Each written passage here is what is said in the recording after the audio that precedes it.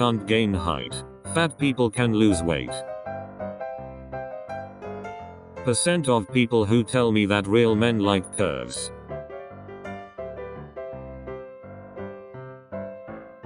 They've sent people to the moon, but they can't create a chair strong enough to support my weight. If you can't sit in a chair without it breaking, something tells me that your priority should probably be taking care of your body, not worrying about astronauts. Also, flat stomachs aren't real, they're photoshopped. We're supposed to have a stomach pouch, because we have organs there. Dove's latest real beauty campaign isn't brave, it's smart. Dove is owned by Unilever, maker of Ben & Jerry's and Klondike. I want someone who loves me for who I am, for my feelings, and who will not care about my body. I love you. M. If you're eating 8,000 calories a day and not gaining weight, or eating 1,000 calories a day and not losing weight, you're not special. You don't have a fast metabolism and you don't have damaged metabolism. You just suck at math. WTF. Stop. No sports, but I have been getting back into shape. I have a medical disorder that makes me gain weight no matter how hard I try. That sucks. What is the disorder? It doesn't sound as bad as it is, but I'm a pre-diabetic. I am also insulin resistant. I cannot stress how much we need a fat Disney princess. We need it now. Shut up. We effing do. Things you might say if you never took physics. I am overweight even though I don't overeat. Romanticize obesity. Glorify obesity. Glamorize obesity. Romanticize fitness. Glorify being able to breathe. Glamorize health. How about you glorify shutting the F up? Only good thing about gaining back my weight is that I feel kinda powerful like this. You don't really mess with 240 pounds of muscle and fat. Patient gets onto a scale, tips at 340 pounds. Patient, I had no idea. Nurse, what kind of mirror do you got at home? I lost my shit and had to leave the room. Dang. The nurse. That is so unprofessional, but at the same time, I probably say the same thing too. The effects of dieting: extreme hunger, stress, sickness due to hunger, depression, at times feeling faint, can lead to eating disorders such as bulimia or anorexia, can, even though it is rare, lead to death. How can you get everything wrong in one post? Everything you said is incorrect. How? And what the fuck? How did this get 29 notes? What the fuck?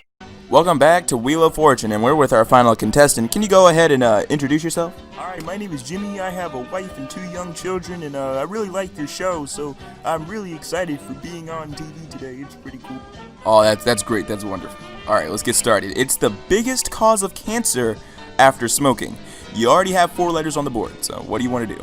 I think I'm going to guess this one, Ailers. Okay, go ahead. Is it obesity? Yes, it is. Congratulations. For real, man? I didn't know, man. Oh, that's insane. That's fucking awesome. What do I get? Okay, Karen, go ahead and make a wish. Oh, okay.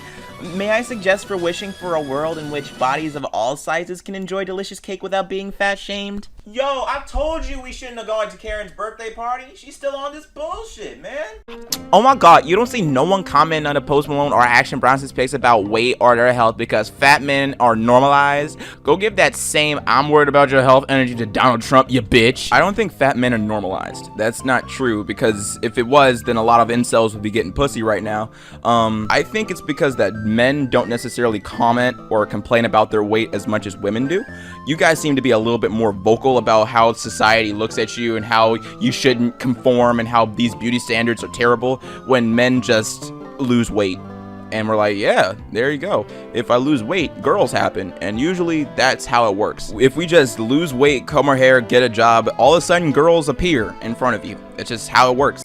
I want thin/fat people to read one book by a fat person on obesity. Obesity is associated with the leading causes of death in the United States. Always loud. But here's where reading one book by a fat person will come into play. I've said it before, and I'll say it again. Obesity is a medical not a thing. Most often there is no default weight for all humans. Usually never the reason. Always been a word used specifically to wage war on fat people. Folks have used fat placing us in bodies as a stomping ground separate from society and what is not moral. And it has impacted science, medicine, religion, education, and so much more. Morality is a matter of opinion, and I'm uninterested in arguing with anyone over an opinion, irrespective of how silly it is. However, anti-fatness is not an opinion. It's structural violence against fat people that plays a major role in our everyday lives. All these people out there today that want to promote this positive body love image movement. Let me explain something to you real quick. When you want to dance around in your skin tight leotards with your fat rolls hanging out and saying you should love me for my personality, not my body, and you're promoting laziness and eating unhealthy and doing this, that, and the other and giving little care or concern to your body, let me tell you something. Let me accuse you of one thing here. You will not be there by the bedsides of the people that are currently dying from heart disease, which is the leading killer in the United States right now. You will not be the one paying the damn hospital bills. But you can stand there at their bedside and, pet them as they're dying and say, well, you know what? At least people love you for your personality. Let me tell you something about self-respect. If you've got self-respect, you respect yourself enough to take care of the only body you've got. And suddenly, all of a sudden, everyone in this world has got a damn excuse why they can't be healthy. You sit there and say, what's your reason for being overweight? Oh, well, and then the excuses start coming out when so many of you know damn good and well deep down you have no excuse. All right, let's go to the next one. What the fuck? Obesity doesn't, that's some, skip. 95% of fashion vloggers/influencers, fucking hate that word, aren't fashionable. They're just thin. No, they're fashionable and thin, which helps them sell clothes. You see, if you wore the same clothes, you'd ruin them because they don't fit you, and also no one will want to wear them because they're like, God damn, that's ugly. Ugh. You see, 95% of fashion bloggers are thin because that's what people want to see. That's simple. Nobody wants to see an obese body try to squeeze her way into some skinny jeans. Ain't nobody trying to see that. It's the truth. It's just what it is. And if you have a problem with that, I guess choose a different profession, choose a different career, because that's just what it is. I mean, I'm being as blunt as possible, but people are going to just be rude with you if you try to post that picture of you squeezing into skinny jeans that you definitely cannot fit. Does this come in adult women's sizes? You mean like the model is wearing? The model who is an adult woman? Oh, love, that is not a normal-sized woman. It's okay for you to think that, but I live in the real world, dear, where women's thighs touch, and they have breasts.